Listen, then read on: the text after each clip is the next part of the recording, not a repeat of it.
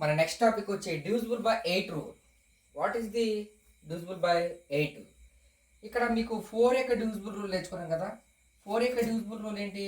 Last 2 digits, చివరి 2 digits తీసుకుంటే అవి 4తో డివిజిబుల్ అవ్వాలి. ఇక్కడ 8 యొక్క డివిజిబుల్ రూల్ ఏంటంటే లాస్ట్ 3 డిజిట్స్ అనేవి డివిజిబుల్ బై 8 అవ్వాలి.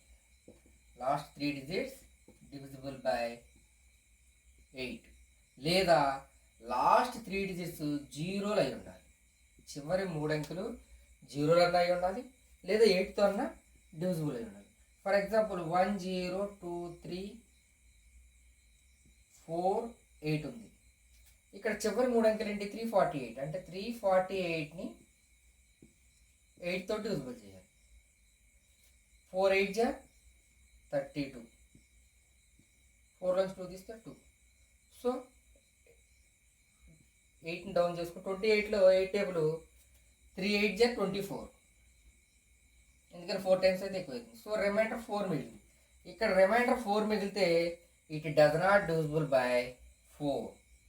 ఇది 8, ఇది ఖచ్చితంగా 8తో డివిజిబుల్ కాదు. మరి 8తో డివిజిబుల్ అవ్వాలి అంటే ఖచ్చితంగా చివరి 3 అంకెలు అనేవి దేంతో డివిజిబుల్ అవ్వాలి? 8తో డివిజిబుల్ అయితేనే చివరి లాస్ట్ 3 డిజిట్స్ డివిజిబుల్ అవుతాయి. ఇప్పుడు 344 తీసుకుంటే 4 8 జా 32, 4 నుంచి 2 తీస్తే 2 24, 3 8 జా 24.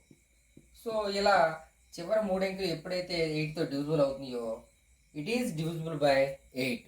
అంటే ఇక్కడ ఖచ్చితంగా చివరి 3 డిజిట్స్ 8తో అన్న డివిజిబుల్ అవ్వాలి, లేదా లాస్ట్ 3 డిజిట్స్ జీరోలన్నా అయి ఉండాలి. ఈ 2 సందర్భాల్లో మాత్రమే ఇట్ ఈస్ డివిజిబుల్ బై 8.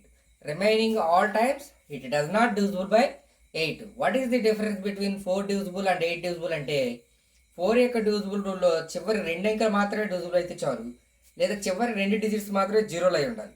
కానీ 8 యొక్క డివిజిబుల్లో 3 డిజిట్స్ జీరో అయి ఉండాలి, లేదా 8తో డివిజిబుల్ కావాలి.